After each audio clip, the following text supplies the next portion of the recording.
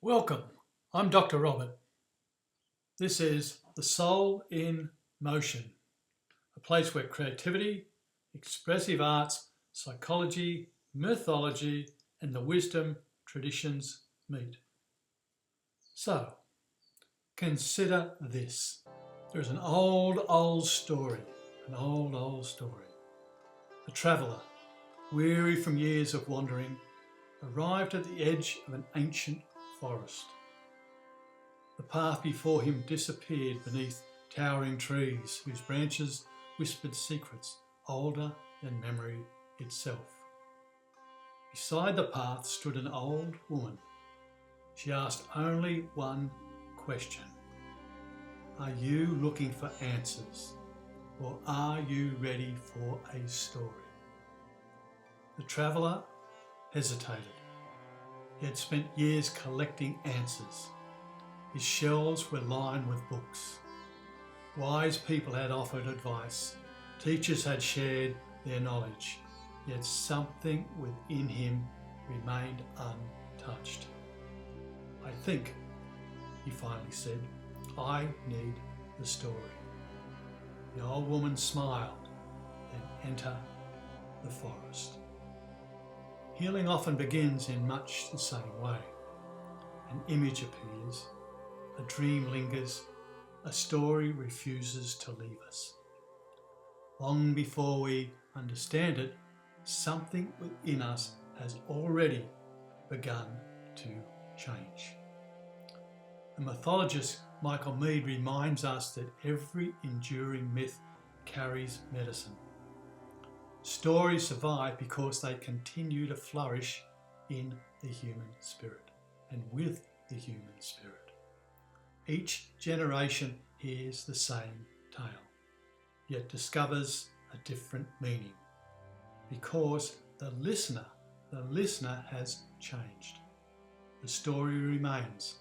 We become different. The Irish poet John O'Donoghue wrote, "A story can become a path across the wilderness of the heart." Those few words reveal something profound. Stories carry us where explanations cannot.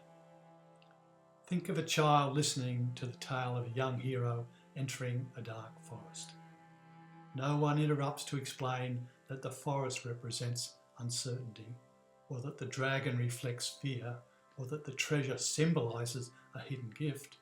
The child already knows. Not through analysis, through recognition. Something ancient stirs. Carl Jung believed that such images arise from the collective unconscious, the shared inheritance of symbols carried by humanity across cultures and centuries. They visit us in dreams, myths, poems, and unexpected moments when an ordinary image quietly takes hold of the heart. Reason asks for evidence. Imagination and the soul searches for meaning. Both have their place.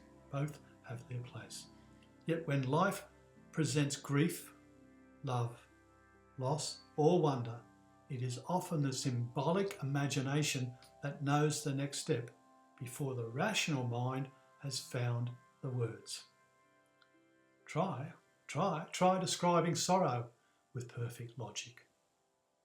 Now, picture an old oak standing through winter, bare branches reaching into the grey sky, while beneath frozen ground, unseen roots continue their patient work. That image remains long after the explanation has faded. Such is the quiet genius of metaphor. It offers no argument, it seeks no agreement, it simply places an image before us and waits for something deeper to awaken. Expressive arts has always understood this. A woman paints a bridge without knowing why. A grieving father shapes a cracked bowl from clay. Someone gathers fragments from old magazines and assembles a collage that somehow feels familiar, though they cannot explain it. The symbols begin speaking long before language arrives.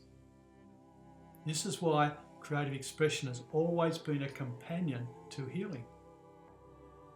Michael Meade often speaks of the original gift each person carries into the world. A gift easily forgotten beneath disappointment, responsibility, and the relentless pace of daily life. The old stories do not invent that gift. They carry us back to the place where it has been waiting all along. Joseph Campbell captured the same mystery. The cave you fear to enter holds the treasure you seek. The cave is more than stone. The forest is more than trees. The river is more than flowing water. Each becomes a living mirror, reflecting forgotten dimensions of ourselves. This is why visualization, movement, poetry, music, and collage continue to touch people so deeply, deeply, deeply. Images travel where explanations cannot. Symbols reach places untouched by advice. The imagination opens windows long painted shut. Healing has less to do with repair than with remembering. We remember our relationship into and with imagination. We remember our kinship with mystery. We remember the quiet presence many traditions have called the soul. The poet Rilke offered this gentle invitation. Live the questions now. Stories allow us to do exactly that. They teach us that not every silence needs filling. Not every mystery asks to be solved. Some experiences ask only for our presence, our willingness to stay with them. The traveller eventually emerged from the forest. The road beneath his feet was the same. The mountains remained where they had always stood. The villages were unchanged, yet everyone who met him sensed something different. His steps had become lighter. His eyes seemed to notice beauty that others hurried past. His voice carried a quiet kindness. His way of seeing had changed. And when our way of seeing changes, the world quietly changes with us. Every authentic story leaves us with an invitation rather than a conclusion. Walk a little further, listen a little bit more deeply. Trust the image that continues to return. Follow the dream that refuses to fade. The old storytellers understood this well. They never expected the story to end when the final words were spoken. They trusted that the story would continue within the listener.